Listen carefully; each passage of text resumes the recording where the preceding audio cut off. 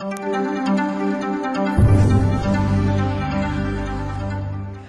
to ForexTV.com's Forex Market Buzz. Today is Friday, January 4th. I'm Caitlin Sisney. In early afternoon trade, euro dollar is trading at 147.69. Sterling dollar is trading at 197.29. Dollar yen is trading at 108.41. Taking a look at today's U.S. data releases, the data from the Labor Department showed that only 18,000 new jobs were created in December, well below the 70,000 rise expected by analysts. Further bad news emerged with the news that the unemployment rate taken from a separate survey of households jumped to 5% in December, the highest rate since November 2005 and higher than the expected 4.8%. The non-manufacturing ISM today fell 53.9 in December from 54.1 in the previous month, and a sliver above the market consensus for 53.8. The ISM figure confirms the theme of slowing growth in the services sector, the biggest part of the economy and the most vulnerable to the credit crunch. Today we're joined by Nick Bennenbroek from Wells Fargo. Thanks for joining me, Nick. Good afternoon.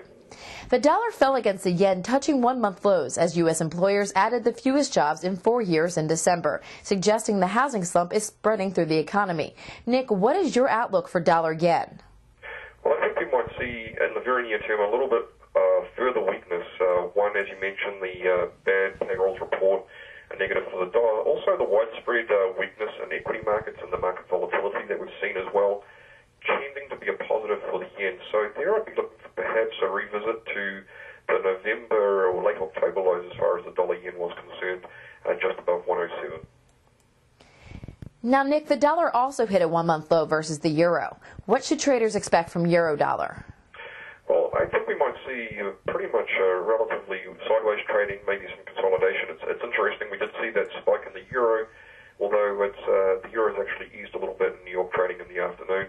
The European data remains relatively resilient.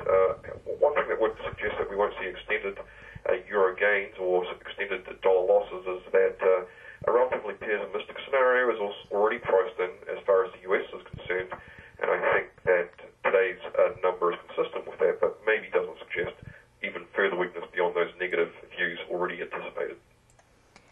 The pound managed a small comeback this morning after some decent UK economic data that went against the grain of the recent trend and gained even more following the US employment data. Nick, how do you expect sterling to trade in the short term?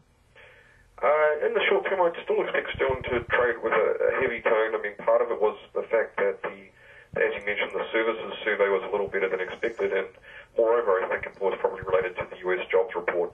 I would still think, though, looking at that SIPS services index for the month of December, a reading of 52.4 is only consistent with very slow or small positive growth for the UK. I think we'll see further rate cuts. It's just a matter of time, and so I would use any strength in sterling towards 198 as a selling opportunity. Okay, and finally, Nick, Canada's dollar fell below parity with the U.S. currency for the first time in 2 weeks, after a report showed Canada's business and government spending unexpectedly declined in December. Nick, what is your outlook for the Canadian dollar? I would expect that we'll probably see the Canadian dollar weaken over time. Last couple of weeks, we've seen it trading sort of at parity and slightly higher.